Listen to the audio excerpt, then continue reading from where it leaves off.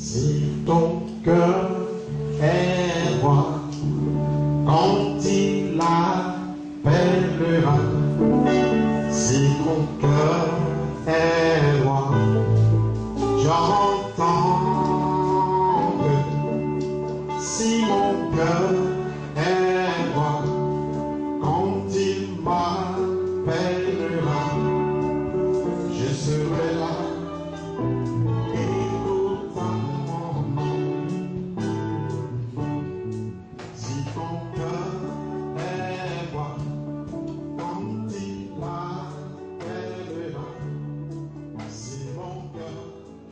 C'est une joie encore ce soir d'être à la présence de notre Seigneur.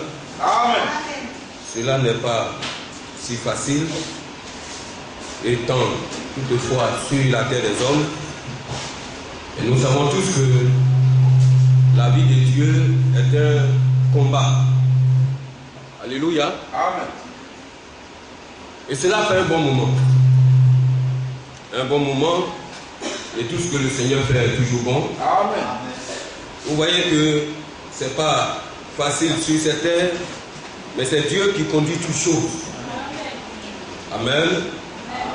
Et c'est cela toutefois Paul arrive à exhorter les frères et sœurs pour que les enfants de Dieu nous sommes, nous devons vraiment soutenir les invités de Dieu. Amen. Prier pour eux. Alléluia. Amen. Nous allons lire ce verset-là dans Colossiens chapitre 4. Je vais faire la lecture. Amen. Colossiens chapitre 4 à partir du verset 3. Amen. Amen. Donc il disait ceci. Il dit: priez en même temps pour nous, afin que Dieu nous ouvre une porte pour la parole, en sorte que je puisse annoncer le mystère de Christ, pour lequel je suis dans les chaînes, et le faire connaître comme je dois en parler. Alléluia. Amen. Ça, c'est Paul qui parlait cela. C'est un serviteur de Dieu, qui a vécu aussi sur la terre des hommes. Et connaissant ces difficultés, le soutien que nous devons avoir de la part de nos frères, de nos sœurs, c'est d'abord la prière. Amen. Et cette prière est très efficace. Parce que si vous n'arrivez pas à prier pour nous, c'est vrai, ce n'est pas parce que c'est vous qui nous avez appelés dans le service, mais c'est un soutien que vous nous portez. Amen.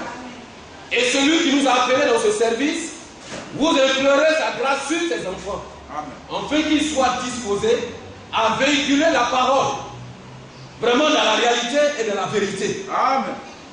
Parce que nous savons qu'il y a plusieurs personnes qui véhiculent la parole de Dieu. Il y en a plusieurs.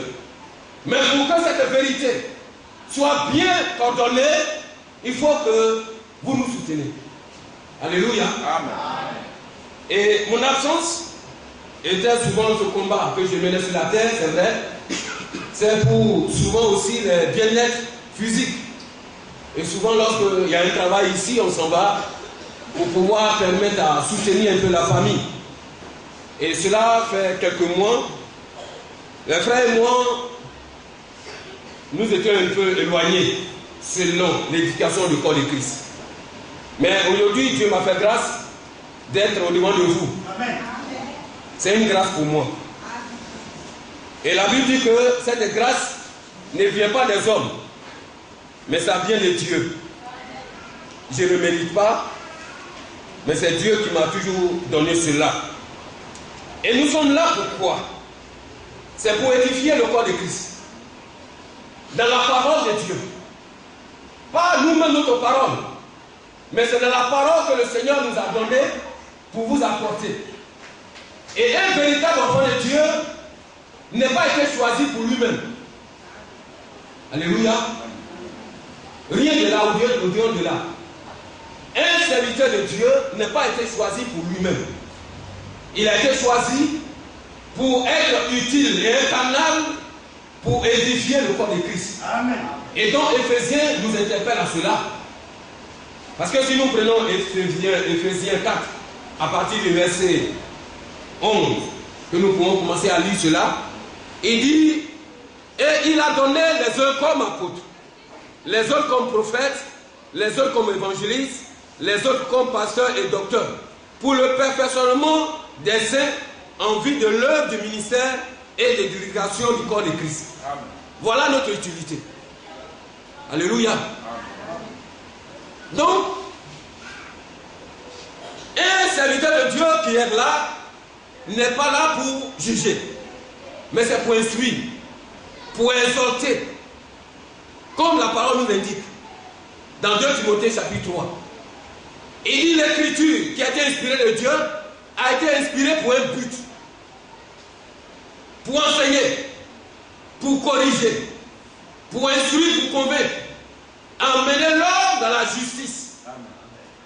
Alléluia. Donc, toutefois, lorsque nous nous tournons là, c'est pour vous interpeller le bien-être de votre vie spirituelle. Amen. Parce qu'il y a un prix à recevoir. Amen. Et si nous ne sommes pas là pour vous apporter, par exemple, je ne sais pas comment je peux appeler, des jugements, ou bien des réprimandes, de vous emmener à vous condamner, mais c'est pour vous interpeller. Non, parce que souvent, un enfant de Dieu, il est assis, il fait un peu un rétro de sa vie spirituelle. Alléluia. Amen. Tu t'assois et tu regardes un peu ta marche, d'où tu as commencé. Amen. Et là où tu es arrivé. C'est pour voir, est-ce que où tu as commencé, tu n'as pas eu à avoir des difficultés? Et si tu en as eu, qu'est-ce que tu fais? Tu reprends des corrections, et la correction vient de la parole de Dieu. Amen. Amen. Je pouvais apporter une exhortation une fois, une prédication, et puis il y a quelqu'un qui s'approche de moi. Alléluia. Je me dis toujours que si nous sommes ensemble et tu t'approches vers quelqu'un et par l'Esprit de Dieu tu lui donnes les exhortations et qu'il arrive au lieu de rentrer en lui-même et puis de réfléchir sur son sort pour remettre sa marche à zéro pour aller en avant, et qu'il se dit que non, tu parles de lui, ou bien peut-être de ce que tu as vu de lui, ou même de ce que vous avez dit, qu'est-ce que tu es en train de dire? Il faut te poser la question. Il faut prier pour ce frère. Parce que l'exhortation vient pour le bien-être d'un enfant de Dieu. Mais si l'exhortation qui vient est que tu l'accueilles pour dire non, vraiment, est-ce que ce dernier-là ne parle pas de moi, ou bien il ne m'a pas vu quelque part, dis-toi qu'il y a quelque chose qui cloche. Parce que la parole de Dieu, lorsqu'elle vient, un enfant véritable de Dieu dit amen à cette parole. Amen. Parce qu'il arrive à dire des choses de sa vie et révéler des choses de sa vie pour qu'il arrive à ranger sa vie. Alléluia. Amen. Donc, Paul dit, en cela, ces serviteurs de Dieu qui sont choisis sont là pour le perfectionnement. Perfectionner, c'est-à-dire arranger pour que cette chose soit meilleure. Amen. Alléluia. Amen. Donc les serviteurs de Dieu sont là pour que les enfants de Dieu qui sont rachetés par ce grand prix, le sang de Christ, deviennent meilleurs. Pour qu'un jour, ils retrouvent le prix que Dieu les a réservé. Amen. Mais pour devenir meilleur, qu'est-ce que tu fais? Regardez un portier. C'est-à-dire celui qui fabrique les canaris. Pour qu'il arrive à rendre mieux ces canaris, il arrive vraiment à les perfectionner. Pour que les clients qui vont voir ces canaris, ou bien ces objets d'art, puissent s'approcher et les payer. Amen. Amen. C'est comme ça. Et nous prenons un exemple courant d'un élève. Pour qu'un élève soit meilleur, il fait tout son effort pour étudier, pour toujours avoir des corrections il fait des exercices, il regarde là où il est faible. Par exemple, il a fait un devoir où il n'a pas eu la moyenne, il arrive à réviser cette leçon-là pour ne pas que prochainement, lorsque notre devoir va venir, qu'il ne puisse pas avoir la moyenne. C'est comme ça un véritable enfant de Dieu. Et à ce temps actuel que nous sommes, nous devons avoir ce genre d'esprit, mes frères. Alléluia. Donc, quand nous continuons, il dit, jusqu'à ce que nous soyons tous parvenus à l'unité de la foi et de la connaissance du Fils de Dieu, l'état d'homme fait à la mesure de la stature parfaite de Christ. Ainsi, nous ne serons plus des enfants flottants et emportés à tout vent de doctrine.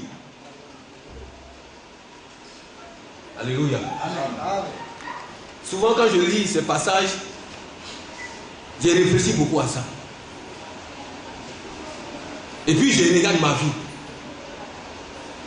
Et puis je réfléchis de sorte que qu'est-ce que je dois faire pour ne pas que je sois cité dans ces phrases-là. Nous ne serons plus des enfants. Un enfant, c'est quelqu'un qui accepte tout.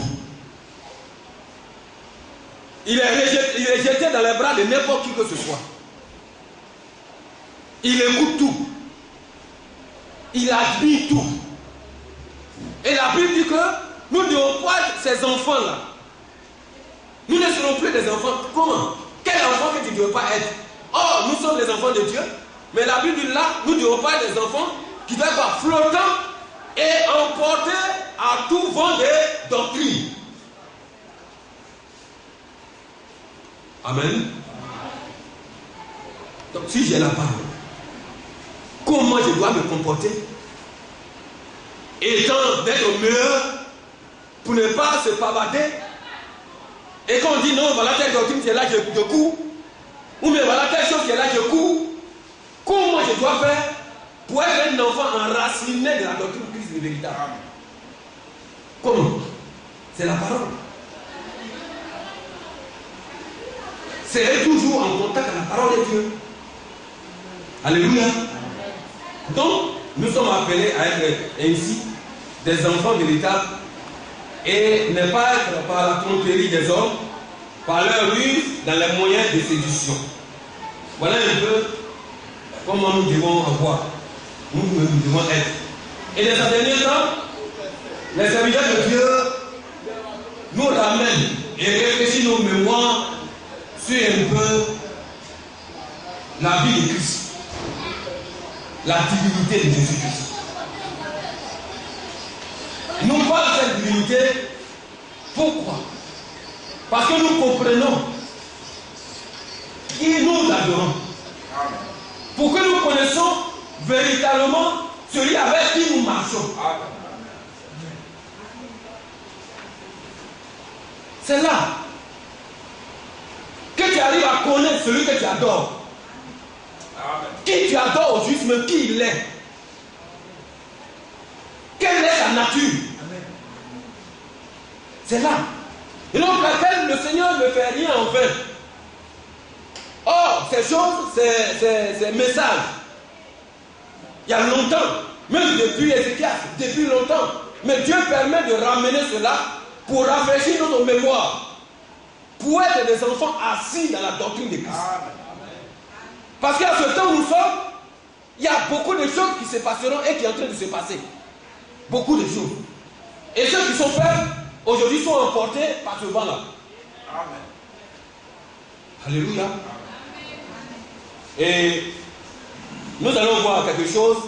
Nous allons prendre la parole de Dieu dans Colossiens, à partir de Colossiens chapitre 1 d'abord.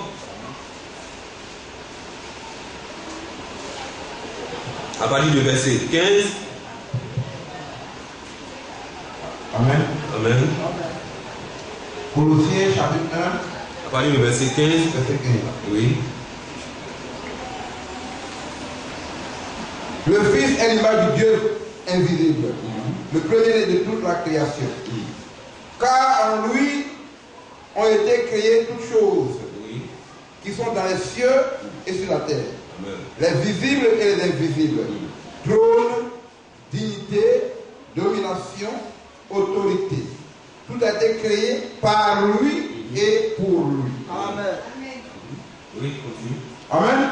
Le 17. Il est avant toute chose et toute chose subsiste en lui. Il est la tête du corps de l'Église.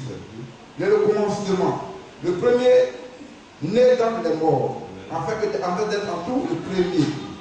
Car Dieu a voulu faire habiter toute la plénitude en lui. Amen. Amen. Amen. Amen. Amen. Alléluia. Donc voilà, je disais que depuis un certain temps, les serviteurs de Dieu arrivent à parler sur la divinité de notre Seigneur Jésus-Christ. Et de cela aussi, Paul interpelle. Paul aussi arrive toujours à remémoriser l'esprit des enfants de Christ. Amen. Pour ne pas oublier cela. Pour dire que aujourd'hui nous devons être le modèle de ce Christ. Amen.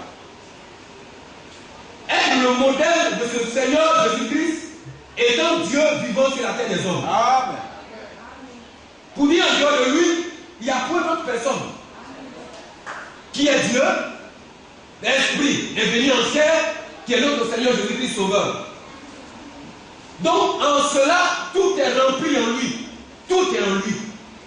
La Bible dit qu'en lui ont été créées toutes choses. Toutes les choses qui sont dans les cieux et sur la terre. Alléluia. C'est-à-dire vous et moi, ce que nous connaissons, ce qui renferme aujourd'hui le monde, a été créé en lui, et par lui, et pour lui.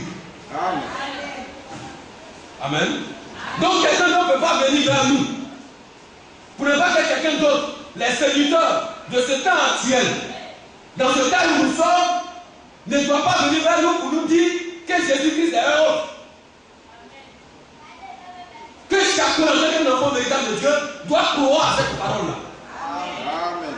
Écrite dans la parole de Dieu, dans la Bible. En dehors de cela, on ne peut pas dire il y a un autre Jésus-Christ. La Bible n'a pas dit cela. On ne peut pas dire non, c'est pas ce Jésus-là. Donc la Bible parle. Mais un autre Jésus, où il y a trois dieux. Donc les serviteurs de Dieu, poussés par le Saint-Esprit, pour nous faire asseoir, enraciner véritablement dans la doctrine de Christ.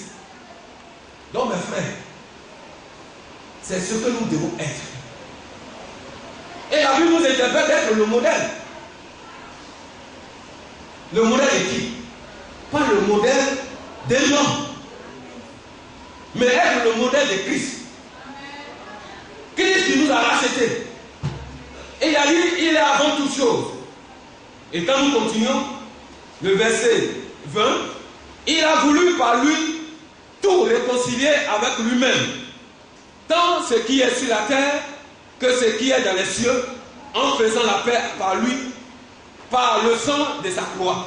Et en vous, qui étiez autrefois étrangers, et ennemis par vos pensées, et par vos mauvaises œuvres, il vous a maintenant réconciliés par sa mort dans le corps de sa chair, pour vous faire paraître devant lui saint, sans défaut et sans reproche. Amen. Voilà pourquoi ce soir nous devons être interpellés. Comment nous devons nous comporter pour être sans défaut, pour apparaître devant Christ sans avoir les défauts, sans avoir des tâches, sans avoir vraiment des choses qui vont encore nous empêcher d'aller avec lui pour qu'il puisse nous accepter. Et souvent, nous minimisons des petites choses.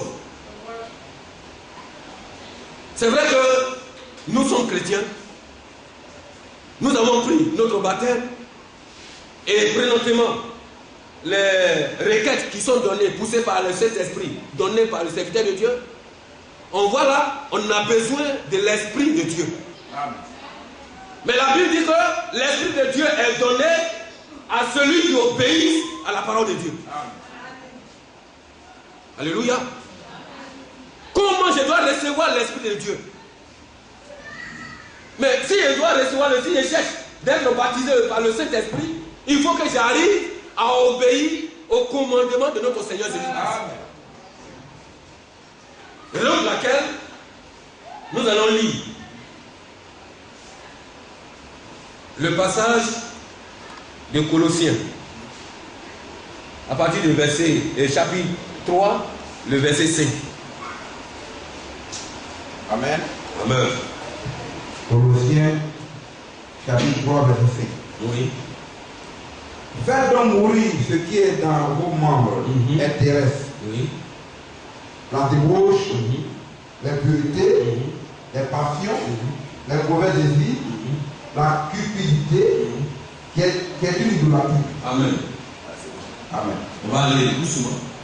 Sinon, on va aller jusqu'au verset 17.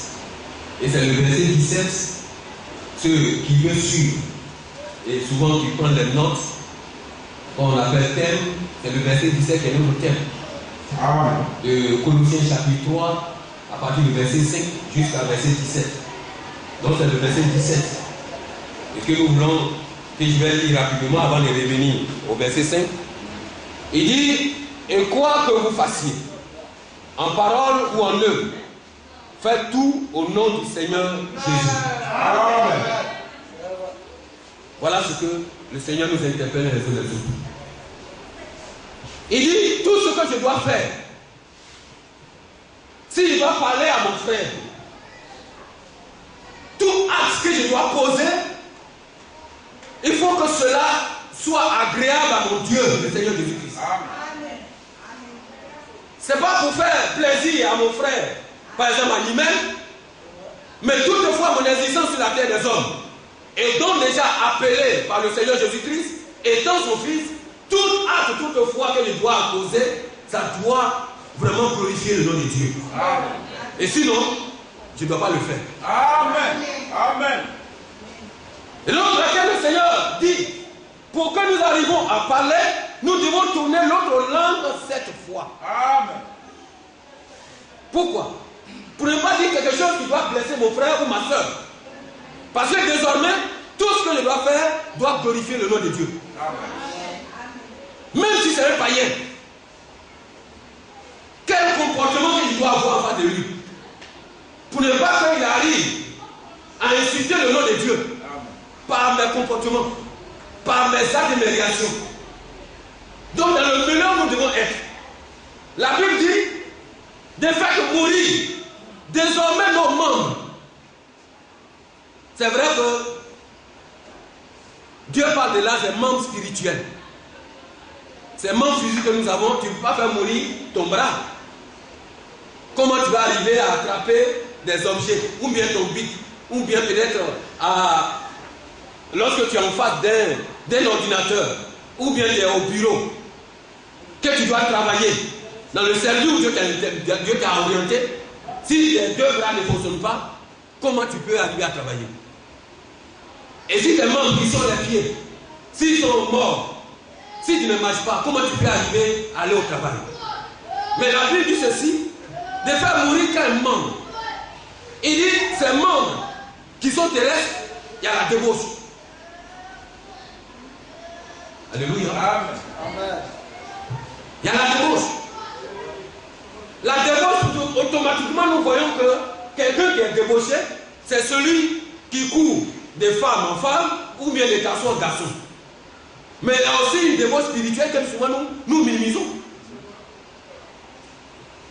La débauche spirituelle, c'est que lorsque aujourd'hui je suis un enfant de Dieu, donc je suis dans la parole, je me lève et puis je vais souvent rendre visite à une assemblée dénominationnelle. Or, la Bible déjà condamne cela. Amen. Il sait que dans cette assemblée dénominationnelle, où je sais que je ne peux pas avoir la parole pure de Dieu que j'ai reçue. Alléluia. Amen. Amen. Voilà cette sorte de débauche que souvent les enfants de Dieu minimisent. Et je dis, mais c'est la même chose. Mon frère vient de dire que ce n'est pas la même chose. Amen. Amen. Amen. En exhortant un frère, je lui ai dit, tu es perdu si tu es dans ces choses-là. Amen. Parce que prends la Bible. Alléluia. Donc notre Seigneur dit de faire mourir ces dieux de membres là. Si aujourd'hui, je ne dois pas être un enfant flottant de toute bonne doctrine, que j'ai reçu la doctrine véritable de Christ, je dois y m'enraciner dedans et apporter, annoncer cette parole-là. Mais ce n'est pas moi encore qui dois participer. Ce n'est pas moi encore qui dois admirer. Mes frères, enlevez cela dans notre tête.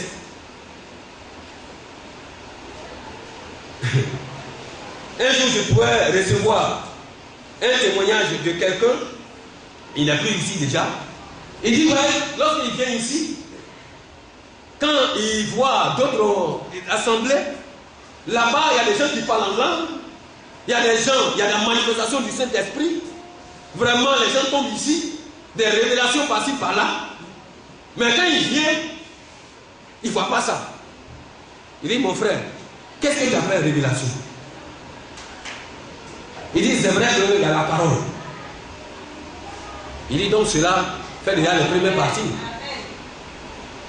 Or, le Seigneur nous dit quoi? Le Seigneur ne reconnaît pas un croyant véritable en tant que quelqu'un qui parle en langue. Ce n'est pas le signe initial de connaître un véritable enfant de Dieu. Amen. Alléluia. Le Seigneur ne voit pas ces choses-là. Tu peux être rempli de ces dons de parler en langue. Si tu veux, il faut parler en langue 1000 fois. Même il faut prendre des anges. Il faut prendre la langue de tout ce que tu pouvais parler. Mais Paul dit, si tu n'as pas l'amour de Christ, c'est zéro. Amen. Mais l'amour de Christ, c'est quoi? C'est l'obéissance à toute la parole de Dieu. Amen. Amen.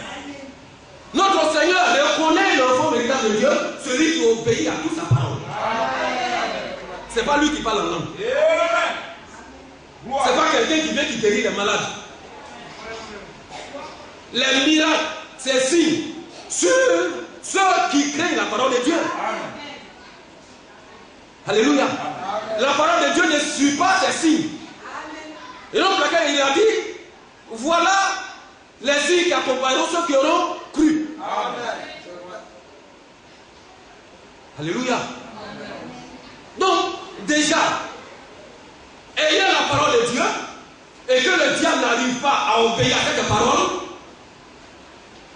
donc si tu es un enfant véritable de Dieu, quand tu obéis à toute la parole de Dieu, déjà ça fait déjà un grand point sur Satan. Amen. Alléluia. Amen. Je pourrais donner un exemple à quelqu'un lorsqu'il était à Tabo. Il me dit, parce qu'ils étaient dans une assemblée dénominationnelle, bon, ils m'ont invité. Quand tu arrives, toutes les dispositions, c'est la même chose. D'abord, le pasteur a refusé de me croiser. C'est lui qui m'a invité. Lorsque j'ai échangé avec lui, il est parti parler de moi à son pasteur. Et son pasteur dit, bon, je l'invite. J'arrive, il dit, bon, lorsqu'on va finir le culte, c'est là qu'on va échanger. On finit le culte, le pasteur ne me reçoit pas. Il dit, il n'a pas de temps. Pour une prochaine fois. Il n'y a pas de problème. Et je vous dis que tout ce temps que j'ai dit à passer là-bas, il ne m'a plus appelé. Ce dernier, son fidèle a couru derrière lui, mais tu dis que tu dois croiser ce dernier-là à échanger avec toi. Il dit, lui, il n'a pas le temps. Alléluia. Pourquoi il n'a pas le temps? Quand je suis allé, j'ai vu. C'est pas facile de marcher dans la parole de Dieu. La parole véritable de notre Seigneur Jésus-Christ. Mes frères, nous avons la bonne part. Amen. Et je me demande souvent, cette bonne part-là n'est pas donnée à qui que ce soit. C'est donné à des aides et des véritables enfants de Dieu. Amen. Alléluia. Donc la Bible nous dit que de faire mourir tous nos membres, la débauche, l'impureté, les passions et les mauvais désirs, amen, et la cupidité, qui est une idolâtrie. Et lorsque encore ces choses sont encore dans la vie de chacun d'entre nous, dis-nous que nous avons encore une grande chose à faire. C'est là. Parce que ces choses ne peuvent pas être en toi, ne peuvent pas se manifester par tes actes, par tes comportements, et tu vas te dire que tu es appelé un enfant de Dieu. Quand nous nous asseyons souvent, ayons à faire souvent des rétros de notre vie spirituelle. Parce que si Dieu te fait grâce à emmener vers toi quelqu'un, un frère, une soeur, de t'apporter une exhortation ou d'une révélation que le Seigneur lui donnera de ta part, il faut l'accueillir. Ce n'est pas donné à n'importe qui. Alléluia.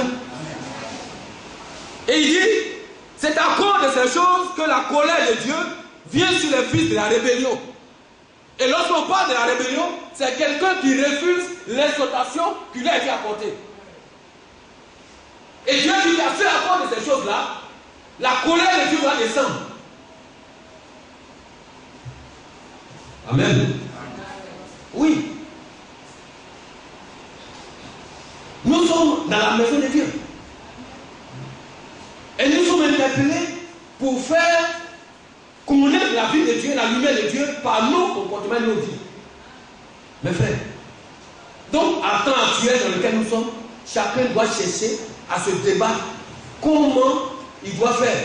Et au jour donc le Seigneur est en train de préparer pour nous, lorsque le Seigneur va venir, dans quelles conditions il trouvera. Amen. C'est ça.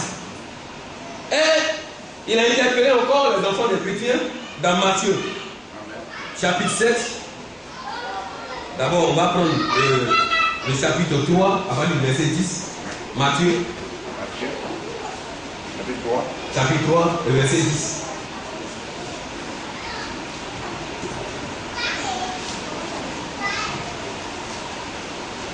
Amen. Oui. Matthieu, chapitre 3, verset 10. Oui. Déjà la poêle mise à la racine des arbres, tout arbre donc qui ne produit pas de bons fruits sera coupé et jeté au feu. Amen. Amen. Tu l'achèves avec chapitre 7, verset 15 à 20.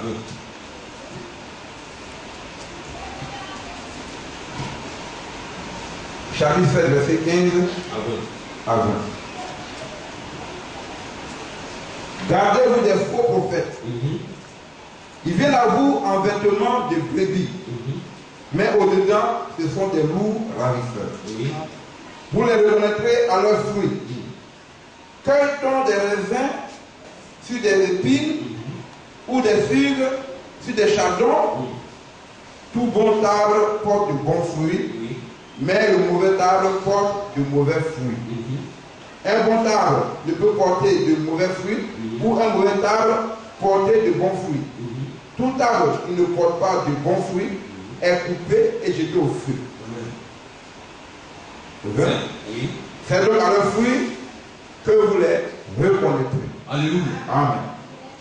Voilà ce que notre Seigneur Jésus-Christ, en exhortant les disciples, ceux-là même qui sont nos devanciers, en les interpellant pour dire, voilà cette vie que vous devez avoir. Je suis chrétien, quelle vie que je dois avoir? Et donc il a dit, au verset 21, ceux qui me disent, Seigneur, Seigneur, n'entreront pas tous dans le royaume des cieux, mais seulement celui qui fait la volonté de mon Père qui est dans les cieux. Et il dit, vous allez les reconnaître par leurs fruits. Un véritable enfant de Dieu est reconnu par ses fruits. Et la Bible dit qu'un enfant de Dieu a les fruits de l'esprit. Donc, les fruits de l'esprit qui sont cités dans Galates 5, il y a l'amour, la joie, la patience, et ainsi de suite. C'est ces vertus-là qui fait reconnaître qu'un véritable enfant de Dieu. Et en tant qu'âme de chacun que nous sommes, nous devons être portables, ayant en nous des fruits qui donnent la lumière véritable de notre Seigneur Jésus-Christ. pour que nous soyons un modèle, en nous regardant, en nous observant, même en s'approchant de mon frère ou de ma soeur, que je sache que je ne dois pas être un pied d'achoppement pour lui. Alléluia. Donc, pour que nous soyons reconnus, la Bible dit que vous les reconnaîtrez à leurs fruits. Donc, quels sont les raisins? Nous avons aujourd'hui dans ce monde que tout le monde se dit qu'ils sont chrétiens. Mais en les regardant, tu sais qui ils sont. Donc, de toute foi, en marchant, il faut que tu arrives à prendre les instructions de notre Seigneur Jésus-Christ pour au moins corriger ta vie spirituelle. Quand tu marches, il faut te dire que je suis un arbre qui doit porter de bons fruits. Qui doit vivre pour Christ et non pour les hommes. Tout mon comportement doit refléter pour le Seigneur Jésus-Christ. Et donc, laquelle nous interpelle encore pour dire, nous devons avoir les sentiments de Christ, qui sont en Christ Jésus. Donc, Christ en tant que modèle, nous devons toujours le copier. Quand tu marches, tu vas savoir, ah, je dois copier mon Seigneur Jésus. Donc, comment il a marché autrefois? Comment il s'est comporté autrefois? Comment il a vécu autrefois? Et quand l'homme sur la terre des hommes, c'est vrai, il y a d'autres qui disent non, il était Dieu, oui. Mais il a pris ton corps, même corps comme toi. Il a vécu comme toi. Ça veut dire aussi que toutes ces tribulations que tu es présentement, lui aussi il en a eu. Pour nous donner des exemples, il a porté ce fardeau-là sur la terre. Pour dire quoi? Pour dire qu'en le regardant, nous devons regarder un parfait modèle. Et en le copiant, pour qu'aujourd'hui, que les gens sachent que nous sommes les véritables chrétiens. Oui. Amen. Nous ne devons pas être soi-disant chrétiens. Les Paul et les disciples autrefois n'étaient pas soi-disant chrétiens, ou là on les a appelés chrétiens. Non. Ils ont livré leur vie pour être le parfait, pour être le véritable modèle de leur Christ. Et aujourd'hui, nous aussi, qu'est-ce que nous devons être? Au milieu de nous, normalement, on ne doit plus entendre. C'est vrai, nous sommes des hommes comme les hommes d'autres personnes. Il y a un frère qui a dit autrefois que ouais, on a aussi la langue et la dent. C'est vrai que toutefois, on va continuer dans Colossiens. Que ces choses-là sont là, comme la langue et la dent arrivent à se frotter souvent. Mais cela ne se haït pas. Il ne se divise pas. Alléluia. Dans Colossiens, toujours où nous étions, dans notre passage, amen. Et il dit, c'est ainsi que vous marchez autrefois. Lorsque vous viviez dans ces péchés, même maintenant renoncez à toutes ces choses-là, à la colère, à l'animosité, à la méchanceté, à la calomnie, aux paroles équivoques qui pourraient sortir de votre bouche. Amen. Alléluia. Amen. La Bible dit qu'à ces choses-là, c'est là autrefois vous et moi on marchait. Chacun va se dire non, moi on ne marche pas sur mes pieds. Il y a un vieux qui dit souvent, il prend souvent l'exemple de nos frères bêtés pour dire moi je vais on ne marche pas sur mes pieds. Et je vais te montrer de quel point je me sauve. Ça vous dit quoi? Lui là, il ne peut jamais pardonner quelque chose. Mais la Bible dit, c'est dans ces choses d'autrefois, c'est dans ces vies-là, dans ce comportement-là, dans ces actions que nous avons et que là, le Seigneur nous a appelés. Amen. Amen. Maintenant, étant appelé, lavé par le sang précieux de notre Seigneur Jésus-Christ, par le sang des boucs, tu es régénéré, renouvelé. Amen. Donc maintenant, tu ne dois plus avoir ce comportement-là. Amen. Amen. Amen. Alléluia. Amen. Donc nous devons nous contrôler. Amen. Tu dois contrôler ton langage. Quand tu t'approches de ton frère, de ta soeur qui lui rend visite, on va encore continuer. Le comportement d'un véritable enfant de Dieu. Qu'est-ce qu'il doit avoir? Quel comportement il doit avoir lorsqu'il rend visite à son frère ou à sa soeur? Amen. C'est pour aller faire des clans, des calomnies, ou mais des paroles qui ne glorifient pas le nom de Dieu.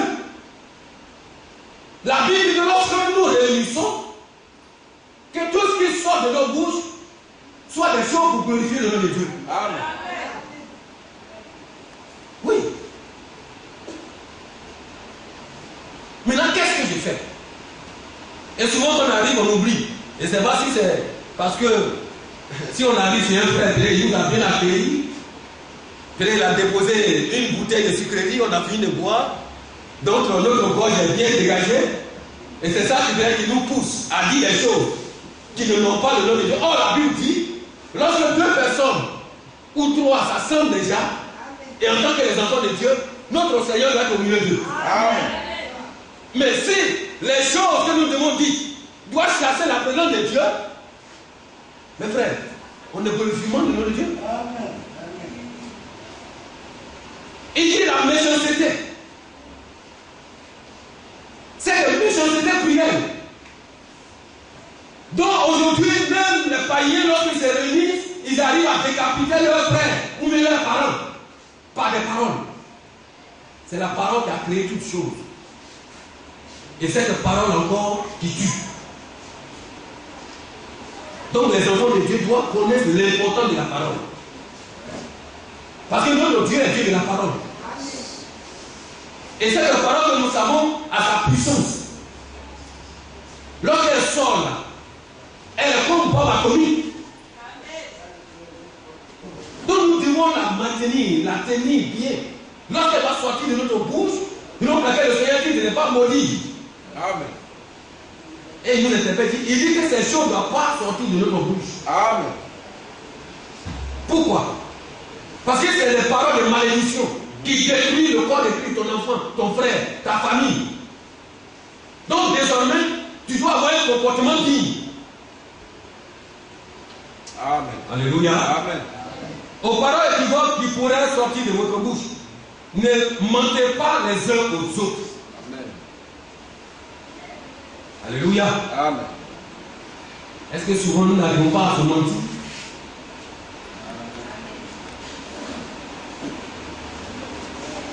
C'est ça. Il y a d'autres qui disent que non, il y a des vérités souvent qui ne sont pas faciles à dire, ou même qui ne doivent pas être dites. Mais notre Seigneur dit de ne pas mentir. Ne mentez pas les uns aux autres. Bon, je ne sais pas si quelque part, pour le moment, il n'est pas encore vu un autre verset qui dit le contraire de cela, qui dit toutes les vérités ne sont pas bonnes à dire. Or, le Seigneur me dit, si on se rassemble, on ne doit pas se mentir. C'est-à-dire, il ne doit pas voir mon frère qui prie lui mentir. Ne mentez pas aux uns aux autres. Donc, ça veut dire qu'il me pousse à dire la vérité. Donc, ça veut dire toute vérité que je dois dire, qui doit mener la vie de mon frère qui prie, ou même moi, ma vie, en garde-fou, je dois lui dire. Alléluia. Si toutefois il a donné rendez-vous à mon frère, et donc je ne suis pas venu, pour en même temps soigner mon être entier, je dois l'appeler pour lui demander pardon. Ou toutefois, je sais que je suis déjà vraiment empêché par quelque chose, d'avance je dois l'appeler. Parce que le Seigneur a permis de donner la sagesse pour faire les portables. Mais il y a d'autres même qui manquent beaucoup de portables. Bon, je ne sais pas, je sais que nous les frères en Christ là, je ne pense pas que ça soit au milieu de nous. Amen. Ça, je ne crois pas. Mais si ça est là, vraiment, corrigeons. Alléluia. Amen.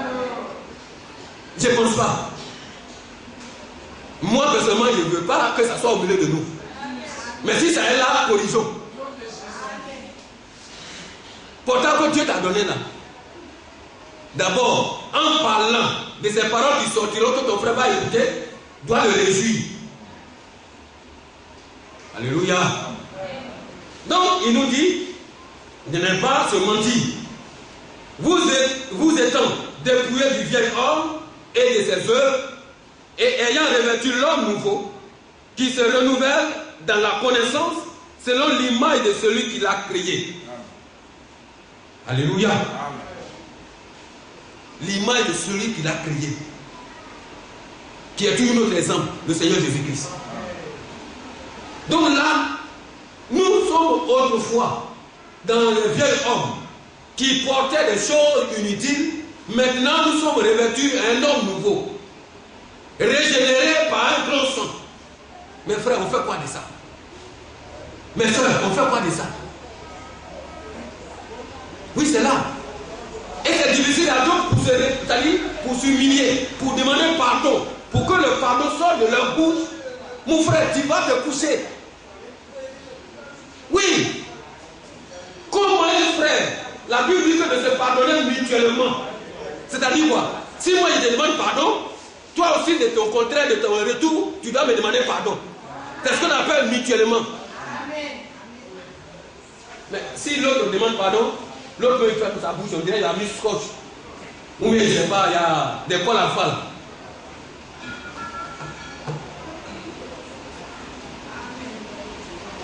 Que le nom de Dieu soit béni.